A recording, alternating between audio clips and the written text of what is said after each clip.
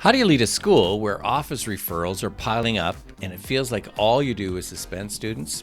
In this episode, our last one with co-host Steve Young, he shares the exact aha moment that led him to adopt restorative practices. Steve shares how some long-term data and intentional dialogue shifted referral rates, staff mindset, and school norms around discipline. This episode is brought to you by the expression aha moment, which refers to the sudden realization, insight, or discovery that often comes after a period of confusion or reflection. It's believed to trace its roots to the German word Aha-Erlebnis, popularized in the 1930s by Karl Bühler, a German psychologist. Studies show that people are more likely to remember and feel confident about answers discovered through insight. Aha moments, compared to logical deduction. Even if the insight was incorrect, the emotional hit of the realization can make it feel more personally meaningful or valid. Our website, www.restorative.ca, is for principals who want to deal with conflict, who want to make it right, and who want to make it about student learning. If you have any questions about that, or if you're new to the role of principal, please send me an email, stan@restorative.ca. And now let's get to this podcast with our guest, Steve, for the last time, and your host, Shelley, and me, Stan.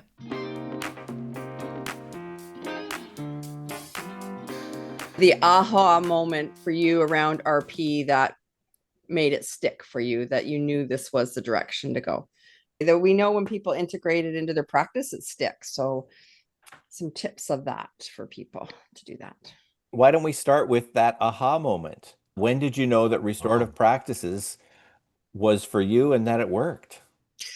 Wow. There's probably more than one aha moment. It all depends. I think the first thing was, and it goes back to when I started doing all this stuff. And that goes back to, if I'm correct, 2001, 2002. Yeah, that's when we were trained. Yeah. It's even before we were trained. I started looking as a principal at a school that had just hundreds of suspensions here. I was brought in.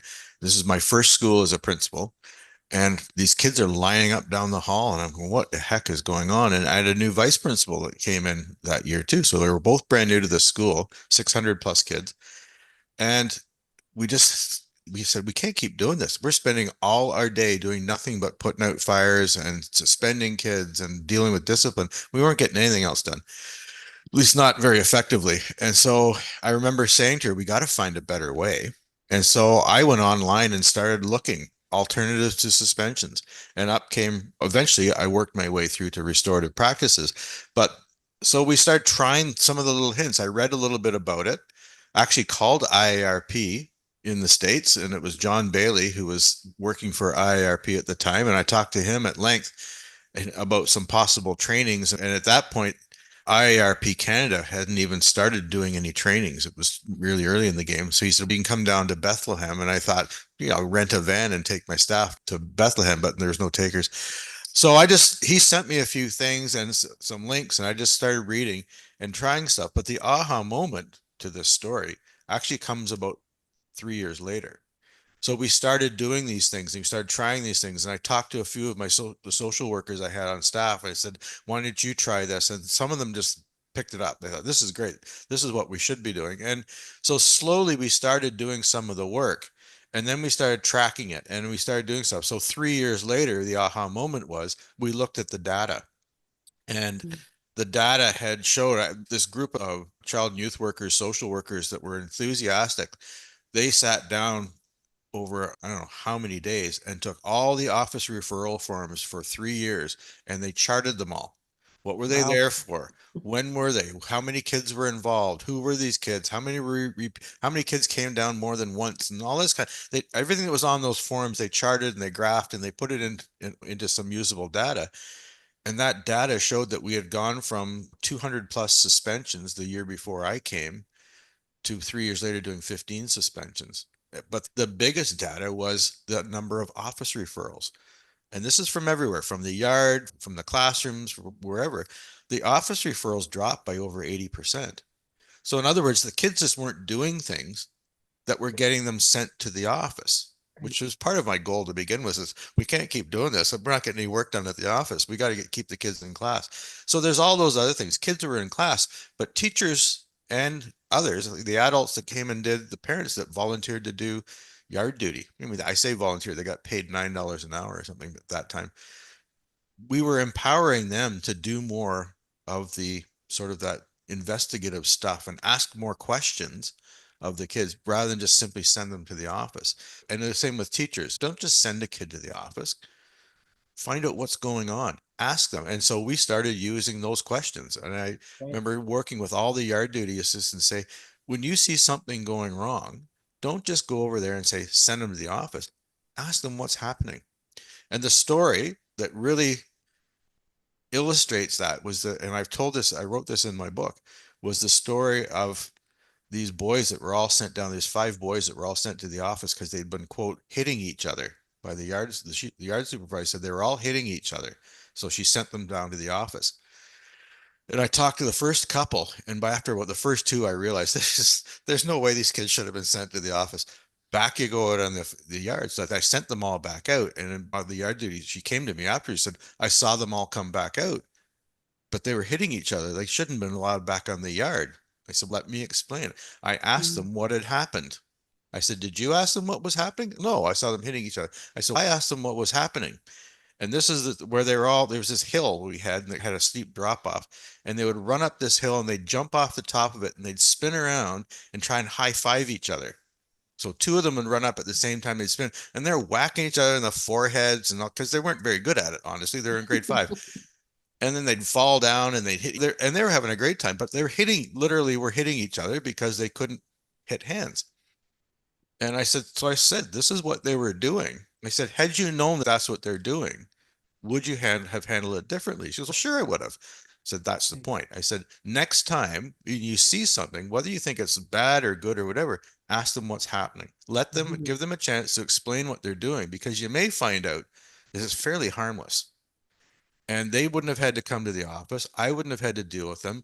You and I wouldn't be having this conversation right now. So all this investigative stuff, all this time was spent, and all these kids lost out on their recess and part of their next class. And we had to deal with all this stuff. So I said, it's really important that we ask those questions. And to me, that's another aha moment, because it led to that shift to asking what's happened or what is happening. And that's the key question in restorative practice.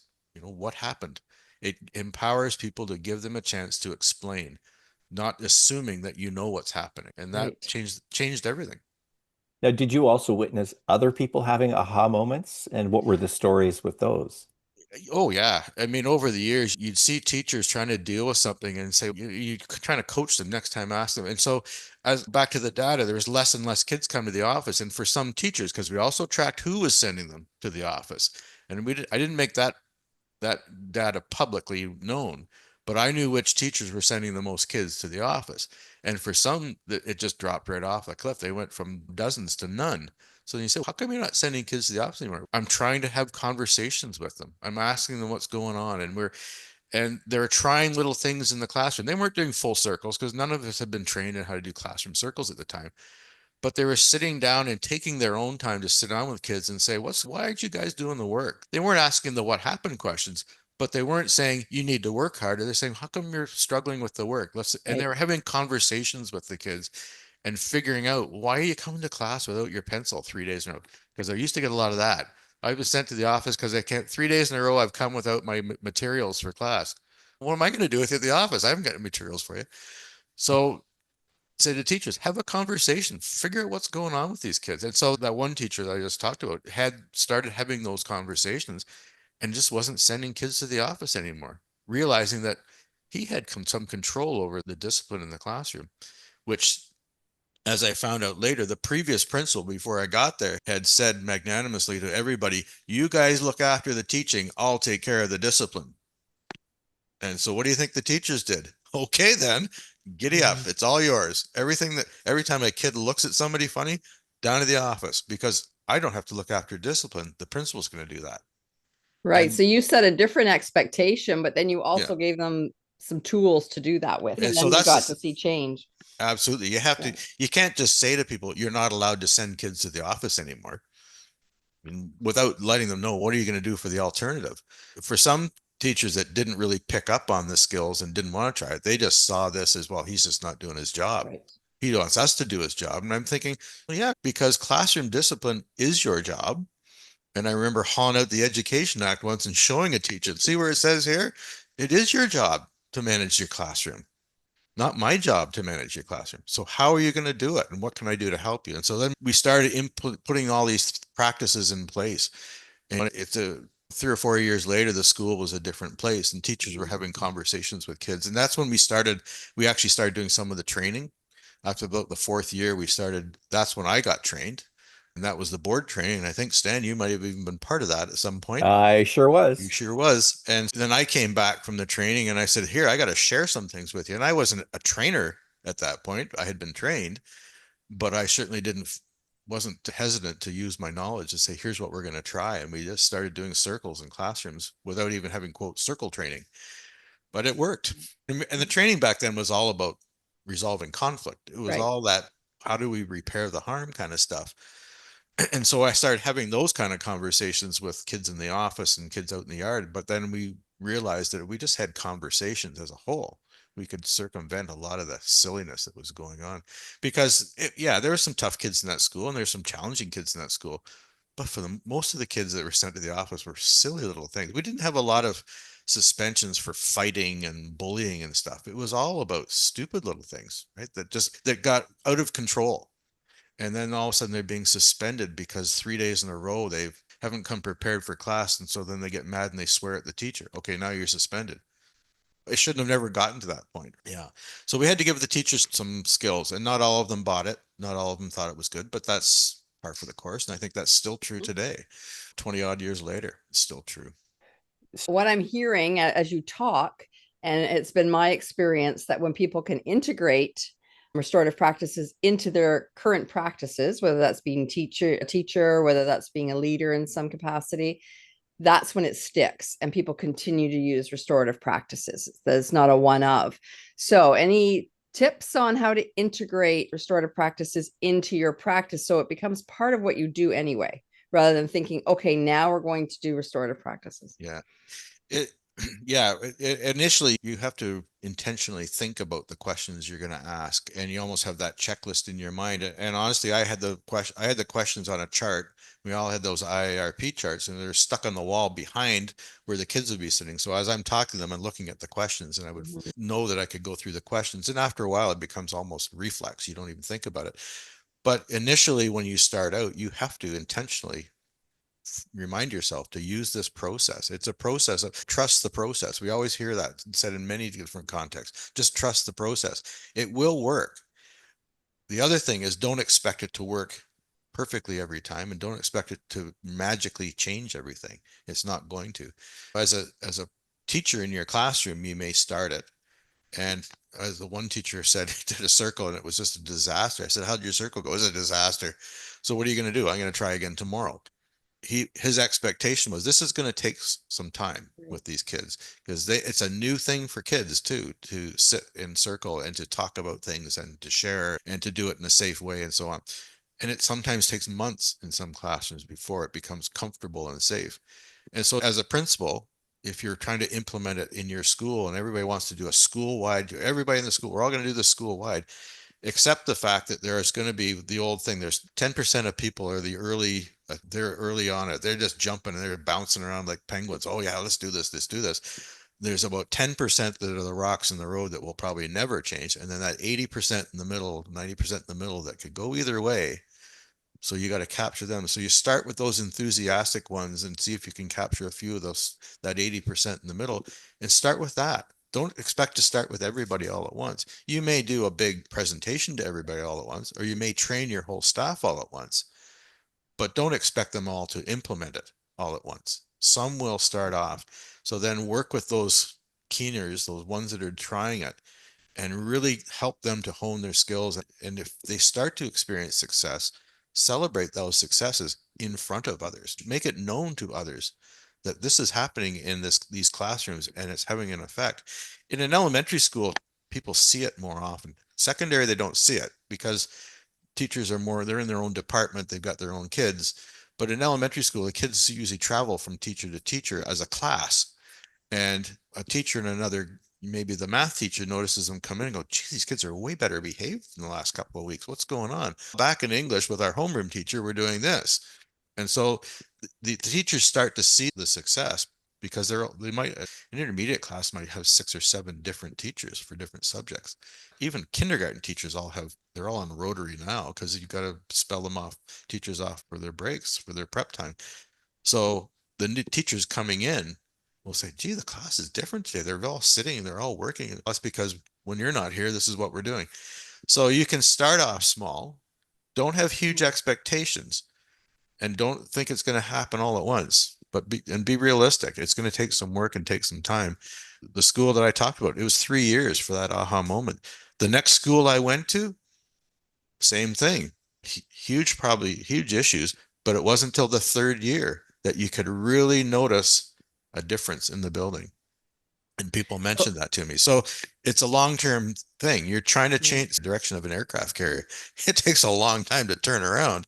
And so just don't expect to turn on a dime.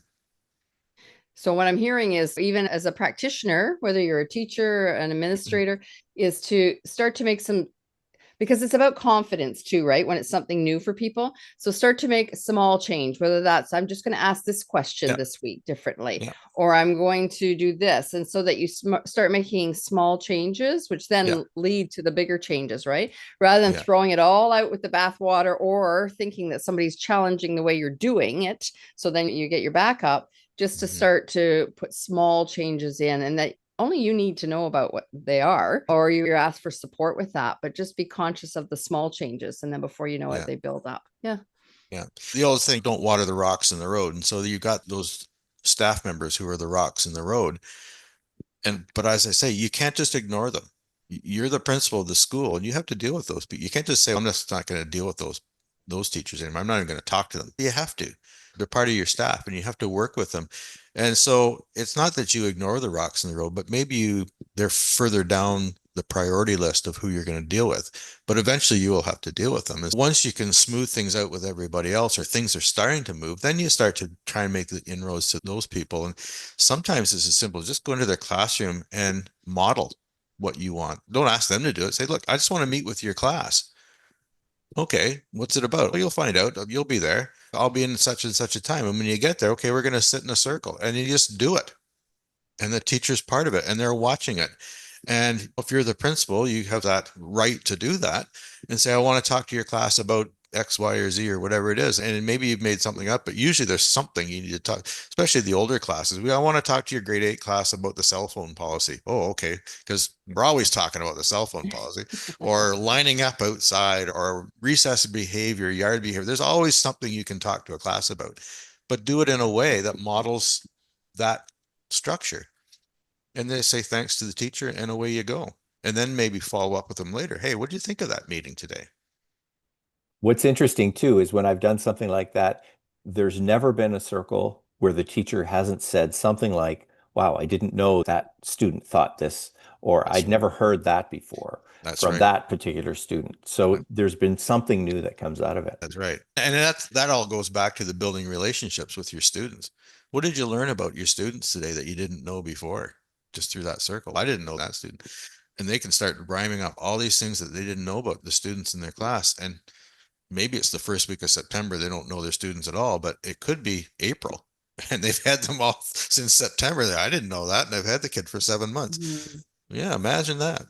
So yeah, you just by modeling it and showing it, and hopefully it's successful. You could go in and say, I want to talk to your class, put them in a circle. It could be an absolute disaster, but then you can build on that too. That's right. Go back to the teacher, say, that sure didn't work today, did it? No, I think I'd like to try it again. And then you go back again.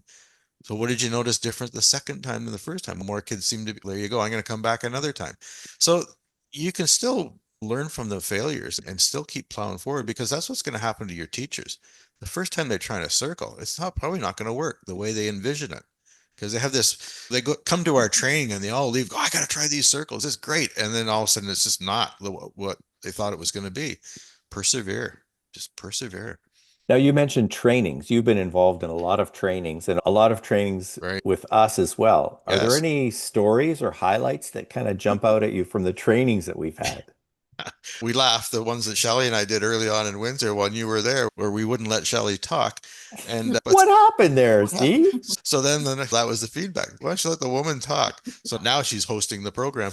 No, I go back to some of the trainings that I did. I did train hundreds and hundreds of teachers, and we started off doing training with administrators, and we trained all our principals and vice principals, and so we did hundreds of those. And some principals would come and they'd have their laptop open. You can't have so then we started putting them in circles, because when we first started the training, it was the 2-day conference training. Right. And circles, and you remember, we did the role play on the second day, and they would have to sit in circles for the role play. But for the most part, we started off with them all sitting at tables. And you'd look out, and some of them would have their laptops open, and they're sending emails, or they're doing this and that. And I'm going back before everybody people had cell phones, but they didn't have smartphones, and they didn't pull them out and play games on them and stuff. So they all had their laptops. And so I learned quickly on, we're not sitting at tables anymore. Let's just put them in the circle, because at that point I'd done enough circles, and I realized we can learn in a circle much better than learning how everybody's sitting at tables. And so we created that open horseshoe thing, with the open part was where the screen was, and I would sit on one side, and at that point I'd bought myself an automatic clicker so I could change the slides, and we all sat in a circle. And it drove them crazy, because first of all, they couldn't have their laptop, but secondly, they had to write stuff. They wanted to write on stuff. And I said, you don't have to write anything down. You've got all the slides. We're going to hand them out to you. And you've got all the notes. If you want to, you could write on those, but you really don't need to write stuff. I would rather you listened. And that was a real change for me, putting them in circles to do the actual training rather than having city desks.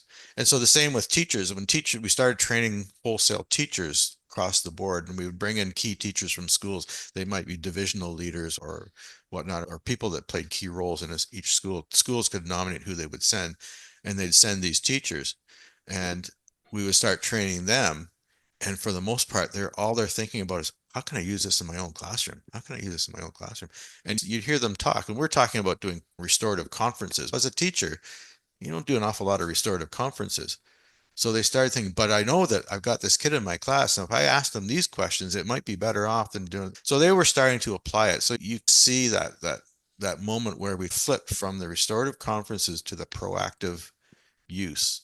And I don't know about you guys, I would probably start to see that around sort of the 2006, 7, 8, in that range, after we'd done so many restorative conference training, and very few people were actually doing restorative conferences, but people were using the skills. And I was doing that too. I was using them in my own office at school, and I was using them when talking to parents. Parents would come in angry, tell me what happened. Gee, that was terrible. What were you thinking when you heard about that? And I'm using these questions, trying to de-escalate angry parents. And it wasn't a conference in itself. It was just the conversation.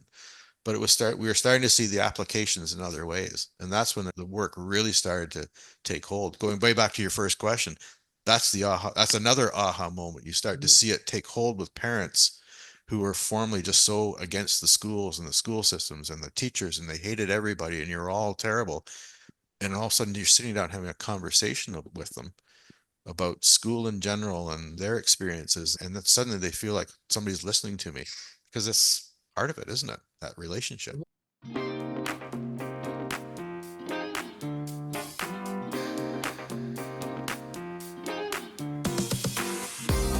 Steve's stories, and he has a lot of them, emphasize how leaders can model restorative practice for their staff, especially skeptical teachers, through staff and classroom circles. It's the slow work of implementation, and Steve illustrates ways that he tackles how restorative practice became reflexive through sustained modeling, coaching, and realistic incremental change. What do you think? What resonated with you? What kinds of things are you dealing with in your leadership? Send me an email to stan@restorative.ca. We're going to miss Steve on our podcasts, of course. But wait, there's part 2. You'll want to find out more about what Steve's going to be doing now. And if you're new to the role of principal or vice principal, even within the last 4 years, and you're wondering about how to go about implementing some of these kinds of ideas in terms of your leadership in school, send me an email to stan@restorative.ca, and we can get connected.